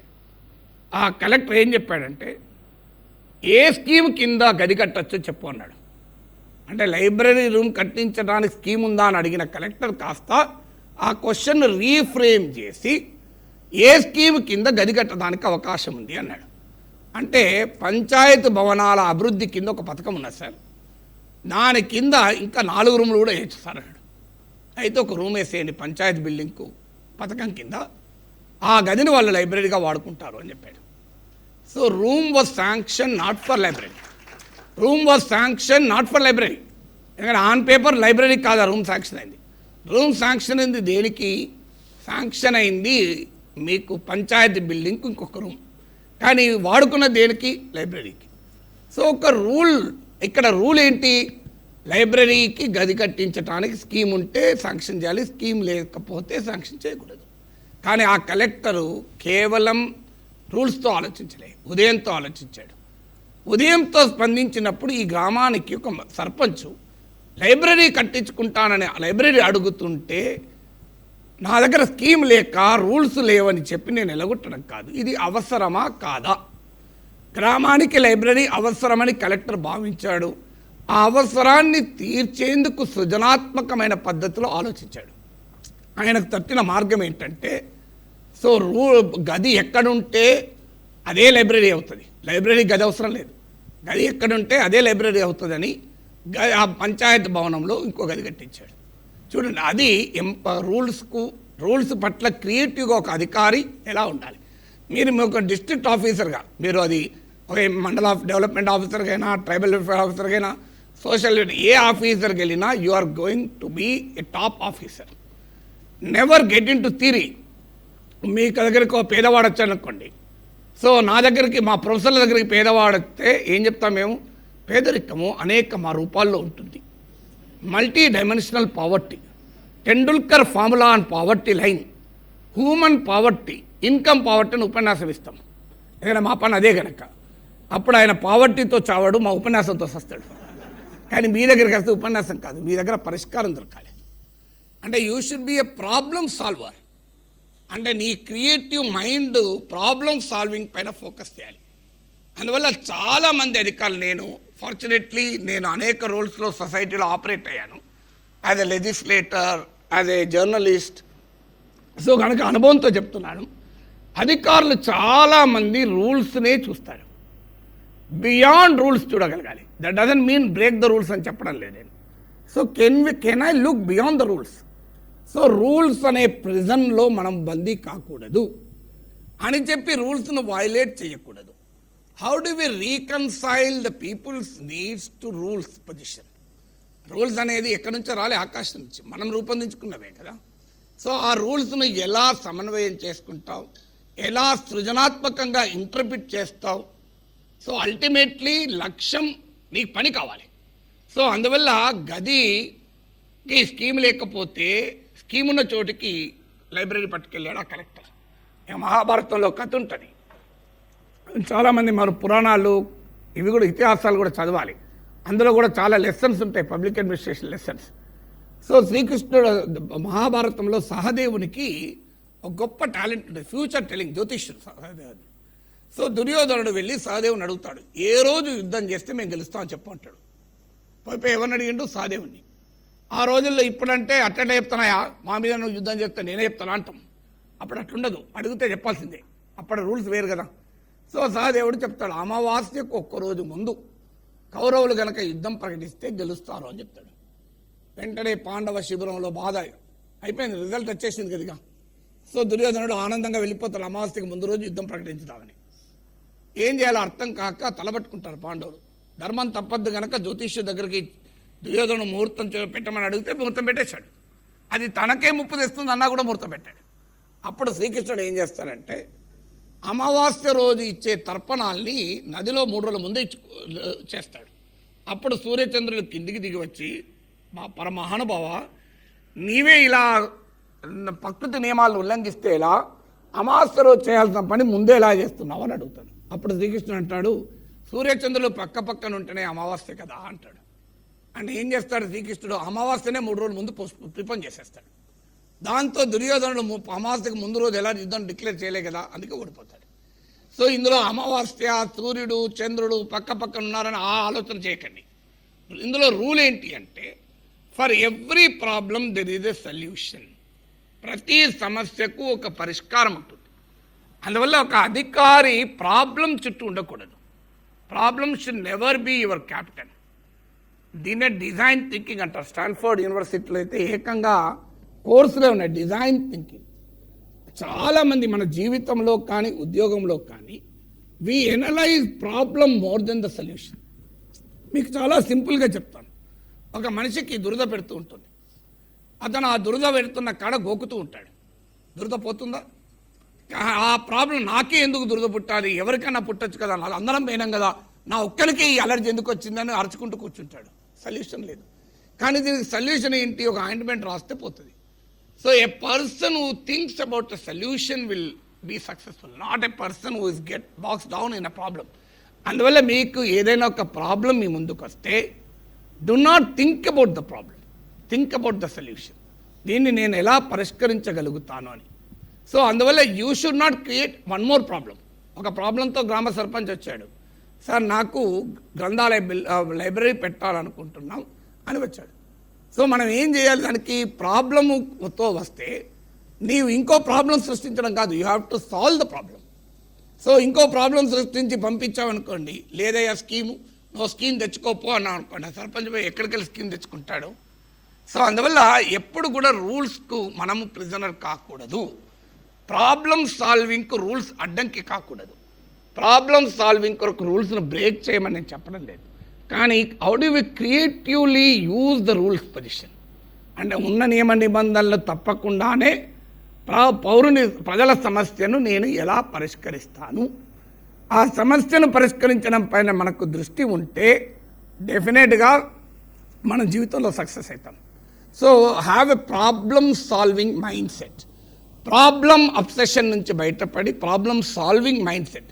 అందుకే మనకు ఎగ్జామినేషన్స్లో కూడా మీకు ఇప్పుడు మనకు లేదు కానీ కొన్ని కాంపిటేటివ్ ఎగ్జామ్లో ప్రాబ్లమ్ సాల్వింగ్ కోసమే ఉంటుంది. అన్ఫార్చునేట్లీ మన పబ్లిక్ సర్వీస్ కమిషన్లో కూడా we test our information levels ఇప్పటికీ కూడా. కానీ ఇన్ఫర్మేషన్ లెవెల్ టెస్ట్ చేయకూడదు, ability to solve problem test చేయాలి. ఎందుకంటే మీరు అధికారులుగా రేపు వెళ్ళేది your ability to solve problems matter then your ability to understand the problem. అంటే ఇన్ఫర్మేషన్ లెవెల్స్ ఇవాళ ఆధునిక ఇన్ఫర్మేషన్ ఏజ్లో information is not a big thing, ఎక్కడైనా దొరుకుతుంది ఇన్ఫర్మేషన్. అందువల్ల ఇవాళ కావాల్సింది ఏంటంటే your approach to the problem, how do we solve that problem. So అందువల్ల మీకు ఈ ఉదాహరణ ఏం చెప్తుంది అంటే, do not get obsessed with the rules. నేను ఇంకొక ఎగ్జాంపుల్ చెప్తాను. నేను ఎమ్మెల్సీగా ఉన్న రోజుల్లో ఒకరోజు రంగారెడ్డి జిల్లా పరిషత్ మీటింగ్కి వెళ్ళాను. బయట రైతులు నిలబడ్డారు. అందరూ వెళ్ళే ప్రతి ఒక్కరిని రిక్వెస్ట్ చేస్తున్నారు, ఎవరు పట్టించుకోకుండా ఫాస్ట్గా వెళ్ళిపోతున్నారు. నేను వెళ్ళి రైతుల దగ్గరికి వెళ్ళాను, ఏంటయ్యా సమస్య అని. ఏం లేదు సార్, మా వడ్లు కొన్నారు సార్, కానీ మాకు ఇంకా పేమెంట్ ఇవ్వలేదు సార్ అన్నారు. అంటే ఫుడ్ ప్రొక్యూర్మెంట్ స్కీమ్ కింద ప్రొక్యూర్ చేశారు ఫుడ్ గ్రెయిన్స్ను, కానీ పేమెంట్ ఈజ్ నాట్ మేడ్. 3 నెలలు అయిపోయింది సార్, మాకు అప్పులు తెచ్చుకోవాలి, నెక్స్ట్ క్రాప్కు మళ్ళీ లోన్ ఇన్వెస్ట్మెంట్ కావాలి, పెట్టుబడి కావాలి సార్, ఏమైనా మీరు ఇప్పిస్తారేమో సార్ అన్నారు. నేను వెళ్ళాను లోపలికి. I still remember Dana Kishore was a collector, ఇప్పటికీ కూడా very senior IAS officer. So ఆయన ప్రిసైడ్ చేస్తున్నాడు. వెళ్ళి ఒక మాట అడిగాను, సరే నాది సరే ఇది సమస్య. వెంటనే Dana Kishore collector, assistant director agriculture, ఆ కన్సర్న్ ఫుడ్ కార్పొరేషన్ ఆ కన్సర్న్ ఆఫీసర్ను పిలిచాడు. ఎందుకంటే జిల్లా పరిషత్ మీటింగ్ అని అందరూ అక్కడే ఉంటారు కదా అధికారులు. ఏంటి నిజమేనా ఎమ్మెల్సీ గారు చెప్తున్నది అన్నాడు. అంటే నిజమే సార్, మాకు ఇంకా ఫండ్స్ రాలేదు సార్, అందువల్ల మేము ఇవ్వలేకపోయామన్నాడు. వెంటనే కలెక్టర్ నాకు ఏం చెప్పాలి, రూల్స్ ప్రకారం ఏంటి, ఫుడ్ గ్రెయిన్ ప్రొక్యూర్ చేస్తారు, ఫండ్స్ రిలీజ్ అయినాక పే చేస్తారు, దట్స్ ద రూల్. ఇంతకుమించి ఎక్కడ రూల్ వయలేషన్ లేదు ఇక్కడ. సో ఆ ఆఫీసర్ ఇస్ కరెక్ట్, ఫండ్స్ రాలేదు, ఫండ్స్ వచ్చి డిలే చేస్తే ఆఫీసర్ తప్పు, దెర్ నో డిలే, ఫండ్సే రిలీజ్ కాలేదు. ఫండ్స్ రిలీజ్ కలెక్టర్ చేతిలో లేదు, ఆ అసిస్టెంట్ డైరెక్టర్ చేతిలో లేదు, అది రాష్ట్ర ప్రభుత్వ చేతిలో ఉంది, అక్కడి నుంచి రావాలి. వెంటనే ఆ కలెక్టర్ ఏమన్నాడు, ఎమ్మెల్సీ గారు ఫండ్స్ వచ్చాక ఇస్తామండి, ఇప్పుడు ఫండ్స్ రాలే అని అనలే. ఏమన్నాడు తెలుసా, ఆ కన్సర్న్ ఆఫీసర్తో ఒక పని చేయి, నీకు ఎంత పేమెంట్ ఉంది రైతులకు డ్యూ అన్నాడు. అంటే 3 కోట్లు పెండింగ్ ఉంది సార్ అన్నాడు. నాకు టీ బ్రేక్లో నా దగ్గరికి రా, నేను చెక్ ఇస్తాను, మీకు ఫండ్స్ రిలీజ్ అయ్యాక రీఎంబర్స్ చేయండి అన్నాడు. అని వెంటనే చెక్ ఇచ్చేశాడు, రైతులకు పేమెంట్ అయిపోయింది. సో ఒక కలెక్టర్ రూల్స్ను ఆలోచించలే, కలెక్టర్ ఇక్కడ ఒక ప్రాబ్లమ్ను సాల్వ్ చేయాలని ఆలోచించాడు. ప్రాబ్లమ్ ఎప్పుడైతే సాల్వ్ చేయాలన్న మైండ్ సెట్ నీకు ఉంటుందో ఒక అధికారికి, when you have an human approach, you do not get bogged down by rules. ఇక్కడ ఎక్కడన్నా రూల్స్ వైలేట్ అయిందా, రూల్స్ వైలేట్ కాలేదు. కలెక్టర్కు ఉన్న డిస్క్రిషనరీ ఫండ్స్ నుంచి అతను పే చేశాడు, తర్వాత రిపేర్ మళ్ళీ తెచ్చుకున్నాడు. సో అక్కడ చూపెట్టాల్సిన అధికారికి ఉండాల్సింది అంటే, don't go by rules, go by ability to solve the problem. మీ దగ్గరికి వచ్చింది రూల్స్ చెప్పడానికి కాదు, రూల్స్ వల్లించడానికి మీ దగ్గర రావాల్సిన అవసరం లేదు, కానీ నేను ఈ ప్రాబ్లంను ఎలా సాల్వ్ చేయగలుగుతాను అనే ఒక ఆలోచన ఉండాలి. అందుకే రూల్స్ వర్సెస్ ప్రాబ్లమ్ సాల్వింగ్ గుర్తుపెట్టుకోండి. రూల్స్ వయలేట్ చేయకూడదు. With in the rules how can I solve the problem, how can I creatively interpret the rules to solve the problem. నేను రూల్స్ని ఇంటర్ప్రిట్ చేయడానికి ఎంత క్రియేటివ్గా నేను ఇంప్లిమెంట్ చేయగలను అని. లేనప్పుడు అసలు మీకు మణిపూర్లో ఆర్మ్స్ట్రాంగ్ అనే ఒక కలెక్టర్, చాలా ఫేమస్ స్టోరీ, మీకు గూగుల్లో కూడా దొరుకుతుంది. ఒక మణిపూర్లో ఒక ఐఏఎస్ ఆఫీసర్ చాలా రిమోట్ ఏరియాలో కలెక్టర్గా అపాయింట్ అవుతాడు. రోడ్డు కొరకు అక్కడ గ్రామాల ప్రజలు ఇబ్బంది పడుతుంటారు, కానీ బడ్జెట్లో శాంక్షన్ ఉండదు. అప్పుడు he mobilise the people 100 kilometre road ప్రజల సమీకరణతో వేశాడు. It is called consider the people's road. Even today మీకు across the country all administrative అకాడమీస్లో ఆ కలెక్టర్ చూపిన ఇనిషియేటివ్ లెసన్ అయింది. అఫ్కోర్స్ అంత ఆ సిచ్యువేషన్ ఇప్పుడు ఉందా సార్? ఇప్పుడు ప్రజలు ప్రభుత్వం ఏమిస్తుందని ఆలోచించే దశకు వచ్చేసాం మనం. మేమే డబ్బులు పెట్టుకోవాలనుకుంటే మీరెందుకు ఉండి సార్ అంటారు. ఎందుకంటే ఇప్పుడు మన దగ్గర తెలుగు రాష్ట్రాల్లో అన్నీ ఉచితాలే కదా. మీరు కూర్చుంటే 1000 రూపాయలు ఇస్తాం, లేస్తే 2000 ఇస్తాం, పండుకుంటే 3000 ఇస్తాం, ఏం చేయకపోతే 4000 ఇస్తాం. సో ఇలాంటి దశలో మనం ఉన్నాం. అందువల్ల ఎంత మేరకు ప్రజలు సమీకరించబడతారు అంటే, బట్ డెఫినెట్గా సమీకరించవచ్చు.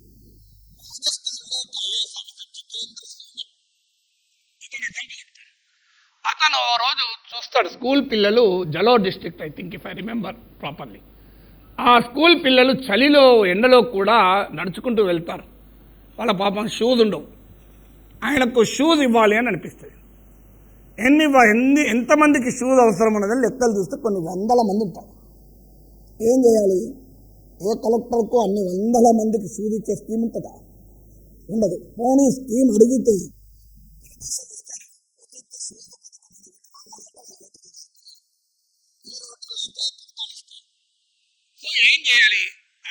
ఏం చేశాడు, ఒక పిలిపిచ్చాడు సమాజానికి. సో ఏం చేశాడు, ఈ triggered the conscience in society. ఒక మారల్ కాన్సెప్ట్ ట్రిగర్ చేశాడు. ఏమీ లేదు, తాను ఇలా చేయదలుచుకున్నాను, పాప ఆ పేద బిడ్డలకు నేను షూస్ ఇవ్వదలుచుకున్నాను, మీరు సహకరించండి అని అంటే ఆఫీసు కలెక్టర్ ఆఫీస్ దగ్గర క్యూ కట్టి డొనేషన్ ఇచ్చారు. ఇది ఎన్ని చోట్ల సాధ్యమవుతుంది? ఖచ్చితంగా సాధ్యం. మీరు మండల చేయండి, సింపుల్. మీరు ఒక మండలకి వెళ్ళడంతోనే అక్కడ గవర్నమెంట్ స్కూళ్ళలో సర్వే చేయండి, ఎంతమంది పిల్లలు చెప్పులు లేకుండా షూస్ లేకుండా వెళ్తున్నారో చూడండి. నా నమ్మకం చాలామంది వెళ్తుంటారు ఈవెన్ టుడే, ఇంత అభివృద్ధి అయిన తర్వాత కూడా. సో మీరు ఒక చిన్న పిలిపియండి, ఆ ఫోటోలు వీడియోలు మీరు ఒక ఇక్కడే సోషల్ మీడియాను సమర్థవంతంగా వాడుకోవచ్చు. నాకు ఇచ్చిన సబ్జెక్ట్లో మీడియాను, సోషల్ మీడియాను ఎలా ఉపయోగించాలని కూడా ఒక పాయింట్ ఉంది. So you can use the social media. మీరు ఇది సోషల్ మీడియా ఇంకో ఈ పథకాన్ని నేను చెప్పదలుచుకున్నాను.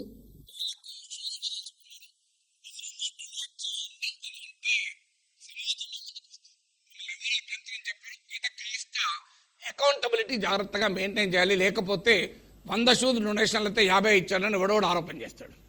ఆ ప్రమాదం లేకుండా జాగ్రత్త పడగలిగితే, అంటే నిధులు లేకపోయినా సమాజాన్ని మొబిలైజ్ చేయగలిగితే, ఏ నిధులు లేకపోయినా కూడా పనులు చేయొచ్చు అనే ఉదాహరణలు కూడా మీకు దేశవ్యాప్తంగా అనేకం కనిపిస్తాయి. You may not have funds. నేను మీకు నా రంగారెడ్డి జిల్లా పరిషత్ ఎగ్జాంపుల్ చెప్పాను, రైతులది. ఆడ ఫండ్స్ లేవు. ఇంకో కలెక్టర్ ఎగ్జాంపుల్, లైబ్రరీ ఎగ్జాంపుల్ చెప్పాను. సో ఈ డిఫరెంట్ ఎగ్జాంపుల్స్లో ఏం చెప్తున్నది, నిధులు లేవు అని పనులు ఆపలేదు అధికారి.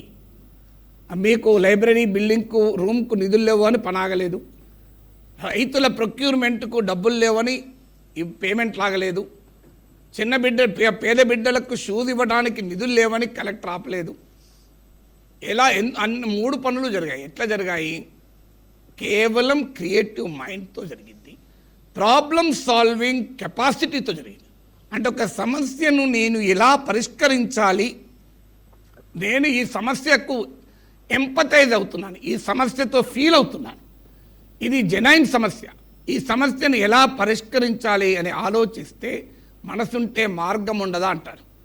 సో అందువల్ల ఆ రకంగా ఆలోచించాను. ఐ థింక్ బ్రేక్ ఇవ్వాలనుకుంటా కదా. So should I give a break are continue? Yeah, ఇంకెంత టైం ఉందండి మనకు? ఇంకా ఈజ్ ఆల్రెడీ 1.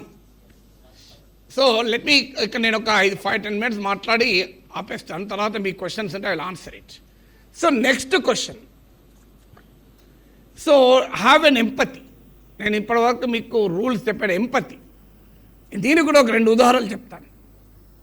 ఎందుకంటే I'm deliberately giving examples of my personal life, ఎనెక్డోట్స్తో మీకు ఎందుకు చెప్తున్నానంటే దిస్ షుడ్ ఇల్యూమినేట్ యూ. మీరు ఫీల్డ్ మీదకి వెళ్ళిన తర్వాత ఎవరైనా ఒక మండల అధికారి వెళ్ళి ఆ మండలంలో పేద బిడ్డలందరికీ నేను షూస్ ఇస్తాను అని ఒక పిలిపిస్తే మీరు నాకు అది పంపించండి, నేను నా యూట్యూబ్లో కూడా ప్రమోట్ చేసి మీకు ఇప్పిస్తాను. మీరు చేయగలుగుతాను. ఎందుకంటే వీ కెన్ నౌ, ఇప్పుడు సోషల్ మీడియా వచ్చాక, టెక్నాలజీ వచ్చాక యూ కెన్ డూ వండర్స్. మనం సమాజం మొత్తాన్ని సమీకరించవచ్చు, మొబిలైజ్ చేయవచ్చు. ఎందుకంటే ప్రజల్లో కూడా చాలామంది ఒక మంచి కార్యక్రమానికి సహకరించడానికి ప్రజలు ఎప్పుడూ సిద్ధంగా ఉంటారు. మీరు గుర్తుపెట్టుకోండి, సమాజంలో ఇప్పటికీ మానవత్వం ఉంది, సమాజంలో ఇప్పటికీ ఏదో చేయాలన్న తపన ఉంది, వనరులు ఉన్న మనుషులు ఉన్నారు చేయడానికి, కానీ ఎలా చేయాలో అర్థం కాని పరిస్థితిలో చేయడం లేదు. అందుకని if you can trigger the moral conscience in society with our honesty, with our integrity, there is society to respond. సమాజం, నాకు ఇప్పటి గుర్తు, ఆర్టీసీ స్ట్రైక్ జరుగుతున్న సమయంలో డలాస్ నుంచి ఒక డాక్టర్ నాకు ఫోన్ చేశారు. ఆమె యాక్చువల్గా విజయవాడ, కానీ మన దగ్గర ఆర్టీసీ సమ్మెలో అప్పటికే కొంతమంది ఇద్దరు ముగ్గురు డ్రైవర్లు చనిపోయారు. వాళ్ళు ఆర్టీసీ ఇబ్బందులు చాలా పడుతున్నారు. సో ఆమె ఫోన్ చేసి, సార్ నేను చనిపోయిన ఆర్టీసీ ఉద్యోగుల ఫ్యామిలీస్కు నేను హెల్ప్ చేయదలుచుకున్నాను సార్, మీకు నేను డబ్బులు పంపిస్తాను సార్, మీరు వాళ్ళకి ఇవ్వండి అన్నారు. నేను చూడమ్మా, నా మీద గౌరవంతో మీరు పంపిస్తున్నారు, కానీ అది పద్ధతి కాదు. ఇలాగే నేను నమ్మితే వాడు మోసం చేయొచ్చు డబ్బులు తీసుకొని. నేను I will not take money but I will facilitate అని ఆ నెంబర్లు తీసుకొని ఐడెంటిఫై చేసి లెగ్ వర్క్ చేసి ఆమెకు నెంబర్లు పంపిస్తే ఆమె వాళ్ళ అకౌంట్లో మనీ వేశారు. ఎందుకు నేను చెప్తున్నానంటే సమాజంలో మనము అధికారులుగా అన్ని ప్రభుత్వ నిధులతోని వనరులతోనే చేయలేకపోవచ్చు, కానీ సమాజంలో ఉన్న మారల్ కాన్షియన్స్ను కనుక ట్రిగర్ చేయగలిగితే with our honesty and integrity we can do. దానికి కావాల్సింది మనకు ఎంపతి. మీకు 2 ఉదాహరణలు చెప్తాను. నేను ఒకరోజు పాడేరు వెళ్ళాను. అక్కడ ఐటీ జర్నలిస్టుల క్లాసులు చెప్పడానికి వెళ్ళాను. ఉదయాన్నే వాకింగ్ చేస్తున్నాను. చల్లటి మంచి చలి, అదో చలిని ఆనందం కదా, బయట ఇంకోళ్ళు మనకు హైదరాబాద్లో దొరకదు కనుక అక్కడ చేసాం. ఒక బకెట్ పట్టుకొని స్కూల్ అమ్మాయిలు వెళ్తున్నారు. ఏంటమ్మా ఎటు వెళ్తున్నారు అని అడిగాను. అంటే నీళ్ళు లేవు సార్, హాస్టల్లో బోర్వెల్ పనిచేయడం లేదు సార్, నీళ్లు తెచ్చుకోవడానికి దగ్గరున్న వాక్కి వెళ్తున్నామన్నారు. అలా వెనక్కి వస్తుంటే ఐటీడీఏ ప్రాజెక్ట్ అధికారి ఇల్లు కనబడ్డది, ఆ క్వార్టర్. అక్కడ 3 పైపులు వాటర్ను వెగజిమ్ముతున్నాయి ప్లాంట్లకు. నాకు చాలా బాధేసింది. ఇక్కడ మా ఐటీడీఏ అధికారి ఇంటి వద్దనేమో పంపులో వాటర్ కొడుతూనే ఉన్నాయి, అక్కడ పక్కనే ఉన్న గర్ల్స్ హాస్టల్లోమో బోర్వెల్ పనిచేయడం లేదు. ఈ ఐటీడీఏ ప్రాజెక్ట్ అధికారి ఎక్కడికి వెళ్ళి పుట్టాడు? ఆ గిరిజన బిడ్డలు ఉన్నారు కనుక ఈయన అధికారి అయ్యాడు. ఈయన అధికారి కావడం వల్ల అక్కడ బిడ్డలు పుట్టలే. సో విత్తు ముందా చెట్టు ముందా కాదు, ఇందులో క్లియర్గా ఆ గిరిజనులే ముందు. వాళ్ళు ఉన్నారు కనుకనే గిరిజనాభివృద్ధి అధికారి ఉన్నాడు, వాళ్ళే లేకపోతే గిరిజనాభివృద్ధి అధికారి ఎక్కడిది? నేను తెల్లారి క్లాసుల్లో చెప్పాను, అదే రోజు క్లాసుల్లో ఇదని వాళ్ళు వెంటనే పరిగెత్తుకుంటూ వెళ్ళి 2 ఫోటోలు తీసి పేపర్లు వేశారు. చీఫ్ మినిస్టర్కు ఒక అలవాట్లు ఉంటాయి, చాలామంది ముఖ్యమంత్రి, ఇప్పుడు ముఖ్యమంత్రి కూడా ఉంటాయి, ఉదయాన్నే they follow all news papers. ఇది సీఎం దృష్టికి పోయి వెంటనే అధికారిపైన చర్య తీసుకోమని ఆదేశించాడు. దాంతో ఆ అధికారి నాకు ఫోన్ చేస్తారు, నాకే చెప్తే నేనే చూసి సాల్వ్ చేసేవాడిని కదా సార్, మీరు వాళ్ళకి ఎందుకు చెప్పారు సార్, క్లాసులో చెప్తే బయటకు వచ్చింది కదా అని అన్నాను. నేను చెబితే నీకు తెలవాల్సిందే, ఇది ఏముందయ్యా, నీ పక్కనే కదా హాస్టల్ అంటే నువ్వు ఎన్నడూ హాస్టల్కి పోలేదా అన్న. సమస్య ఎక్కడికి వచ్చింది? ఆ ప్రాజెక్ట్ ఆఫీసర్ దుర్మార్గులను కూడా నేను అన్నాను, కానీ ఆ పక్కనే ఉన్న హాస్టల్లో వాటర్ ప్రాబ్లం ఉందని కూడా అధికారికి తెలియదు. కారణం ఏంటంటే ఆ అధికారి నెవర్ విజిటెడ్ ద హాస్టల్. అందువల్ల ఎప్పుడు కూడా మనకు రియల్ పిక్చర్ రావాలి అంటే విజిట్ ద పీపుల్, ప్రజల దగ్గరికి వెళితే అసలు సమాచారం మనకు వస్తుంది. సో అదే కాకుండా ఒక ఎంపతి, నా ఇంట్లో ఇంత ఫ్రీగా వాటర్ పోవడం ఏంటి, పక్కనున్న ట్రైబల్ గర్ల్స్ హాస్టల్లో వాటర్ లేకపోవడం ఏంటి, ఇది న్యాయమాని. ఎస్ఆర్ శంకర్ అని పేరు అందరూ వినింటారు, లెజెండరీ ఐఏఎస్ ఆఫీసర్. ఆయన ఒకరోజు ఆయన దగ్గరికి ఉమెన్స్ కాలేజ్ కావాలి, ల్యాండ్ లేదు అని వచ్చారు. ఊరవతల ల్యాండ్ ఇచ్చారు, చాలామంది వ్యతిరేకిస్తున్నారు, సిటీలో ల్యాండ్ లేదు. వస్తే శంకరన్ ఏమన్నాడు తెలుసా? ఆయన క్యాంప్ ఆఫీస్, ఆయన ఇల్లున్న క్వార్టర్ కలెక్టర్ బంగ్లా ఉన్న ఏరియా చాలా పెద్దదైతే ఇంత ల్యాండ్ ఎందుకయ్యా, దీంట్లో కొంత తీసుకొని ఉమెన్స్ కాలేజ్ కట్టండి అని చెప్పాడు. సో అది కలెక్టర్ అంటే. సో అందువల్ల మీకు ఇప్పటికీ ఎస్ఆర్ శంకరన్ పేరు ఎందుకు గుర్తు చేసుకుంటారు? ఈ was always accessible to people. అంటే ఏ నిర్ణయం వెనకాల ప్రజల్ని కన్సల్ట్ చేయకుండా, ప్రజల దగ్గరికి వెళ్ళకుండా, ప్రజల అభిప్రాయాలు తెలుసుకోకుండా పనిచేయలే. అందువల్ల ఆ ఎంపతి మనకు ఉండాలి. అందుకే మహాత్మా గాంధీ అంటాడు, when you implement something you look at the face of the poorest and the weakest in society అంటాడు. మీరు బహుశా గ్రూప్ 1 ఎగ్జామ్లో రాస్తుంటారు ఈ కొటేషన్. అంటే నిరుపేదవాడి మొదలు మాకు కనబడాలి. Look at the poorest and the weakest in society. నిజంగా ఆ పని చేస్తున్నామా అనేది ఒక క్వశ్చన్గా మనం వేసుకోవాలి. సో చాలా పథకాలు అమలు చేసేటప్పుడు మనం అది రియల్గా ఇంటెండెడ్ బెనిఫిషరీకి వెళుతుందా? మీకు లాస్ట్ క్లాస్లో కూడా నేను ఉదాహరణ చెప్పాను. పి సాయినాథ్ అని ప్రముఖ జర్నలిస్ట్ ఉంటాడు. ఆయన టైమ్స్ ఆఫ్ ఇండియా పత్రికకు ఒక ప్రాజెక్ట్ తీసుకుంటాడు. భారతదేశంలో ఉన్న నిరుపేద జిల్లాలకు వెళ్ళి అక్కడున్న పేదల జీవితాలను వార్తలుగా రాస్తాడు. అది ఎవ్రీబడి లవ్స్ ఎ గుడ్ రౌట్ అని ఒక పుస్తక రూపంలో కూడా వచ్చింది. వెరీ అవార్డ్ వినింగ్ బుక్ అది. ప్రతి అడ్మినిస్ట్రేటర్ చదవాల్సిన బుక్ అది. సో ఆయన ఒక గ్రామానికి వెళ్తాడు మధ్యప్రదేశ్లో. అది చాలా వెనకబడిన గ్రామం, ఆదివాసీలు ఉండే ప్రాంతం. పహాడీ కొరవా అనే ఒక ట్రైబ్ ఉంటారు. అక్కడ ఒక రోడ్డు పక్కన బోర్డు చూస్తాడు, 11.4 lakh రూపీస్తో పహాడీ కొరవా డెవలప్మెంట్ అథారిటీ కింద ఈ రోడ్డు వేశారు అని ఉంటుంది. సో సాధారణంగా వేరే వాళ్ళకి ఎవరికి డౌట్ రాని డౌట్ ఈయనకు వచ్చింది. మరి 11,40,40,000 ఖర్చు పెట్టి రోడ్ వేశారు కదా, అసలు ఈ గ్రామంలో పహాడీ కురవలు ఉన్నారా అని డౌట్ వస్తుంది. సహజంగా డౌట్ రాదు, we take it for granted. కానీ వెళ్ళి చూస్తే ఆయన సర్వే చేస్తారు గ్రామంలో, ఒక్కడే ఒక్కడు ఉంటారు రామదాస్ కురవ అని. ఆ రామదాస్ కురవ కొరకు 11,40,000 ఖర్చు పెట్టి రోడ్ వేస్తారు. ఆ రోడ్డు కూడా రామదాస్ ఇంటికి 1/2 కిలోమీటర్ ముందే ఆగిపోతుంది, అది వేరే విషయం. సో ఈ రామదాస్ కురవ అని అడుగుతాడు, నీకు రోడ్ వేసేది తెలుసా అంటే తెలుసు, అందరూ వచ్చి చెప్తున్నారు నీ పుణ్యమాన్ రోడ్ వచ్చిందని. మరి నువ్వు సంతోషంగా ఉన్నావా అంటాడు. లేదు అంటాడు. ఎందుకు అంటే నాకు ఈ రోడ్ ఎందుకు, నేను ఆ రోడ్డు మీద పోయేది ఉందా, మరి నీ అభివృద్ధికి ఏం జరగాలి అంటాడు. నా ఏం అవసరం లేదు సార్, నాకు ఒక 1 ఎకరం పొలం ఉంది, ఒక బావి ఉంది, ఆ బావిలో నీళ్లు లేవు, ఆ బావి పూడిక గనక తీయించితే ఒక 5,000 2,000 ఖర్చు అవుతుంది, నాకు ఆ డబ్బులు కూడా లేవు, ఆకలితో బతుకుతున్నాం, మేము పస్తులుంటున్నాం, ఈ బావిలో పూడిక తీయితే సరిపోతుంది, మా అభివృద్ధి అయిపోతుంది అంటాడు. నన్ను వెళ్ళి అడిగావా అంటాడు. అంటే అడుగుతున్నారు, అట్లా చేయలేము, మొత్తం ఈ రోడ్డుకి 25 లక్షల గ్రాంట్ ఉంది, కావాలంటే ఇంకా 11 లక్షలు ఖర్చు పెట్టి రోడ్డు సుందరీకరిస్తాం, కానీ బావికి మాత్రం డబ్బులు ఇవ్వలేమన్నారు. చూడండి ఎంత ఆశ్చర్యంగా ఉంటుంది. అన్ని లక్షలు ఖర్చు పెట్టాం కానీ అభివృద్ధి జరగలే. నాకు ఇప్పటి గుర్తు, నేను ఎమ్మెల్సీ అయ్యాక మా ఊరికి వెళ్ళాను. మా ఊరు మందమరి మండలంలో ఎదులాపురం ఒక చిన్న గ్రామం. నేను వెళ్ళానంటే ఒక 400-500 మంది ఊరి వాళ్ళందరూ వచ్చారు. ఏంటి మీకు ఇందిరం ఇల్లు వస్తున్నాయా అన్నాడు. ఇది 2007లో. అంటే వస్తున్నాయి సార్ అన్నారు. పెన్షన్లు వస్తున్నాయా అన్నారు. వస్తున్నాయి అన్నారు. ఆరోగ్యశ్రీ అమలవుతుందా? అమలవుతుంది అన్నారు. Fee reimbursement అమలవుతుందా? అమలవుతుంది అన్నారు. నేను అనుకున్నాను ఇంకేమున్నది, అన్ని స్కీములు అమలవుతున్నాయి, నేను చేసేది ఏం లేదు, చాలా హ్యాపీగా ఉన్నారు గ్రామస్తులు అనుకున్నాను. కానీ వాళ్ళ ముఖంలో ఆనందం కనవలేదు.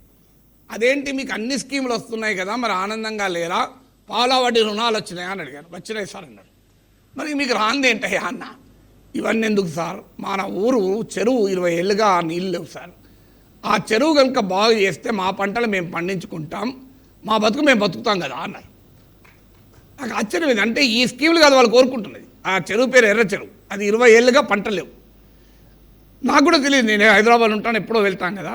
వెంటనే నేను ఎంఆర్ఓకి ఫోన్ చేశాను. సార్ ఇది అంటే నిజమే సార్, 20 ఇయర్స్గా నో క్రాప్స్ ఆర్ రికార్డెడ్. ఆయన వెంటనే వెరిఫై చేసి చెప్పాడు, there is no crops recorded under that Erra చెరువు.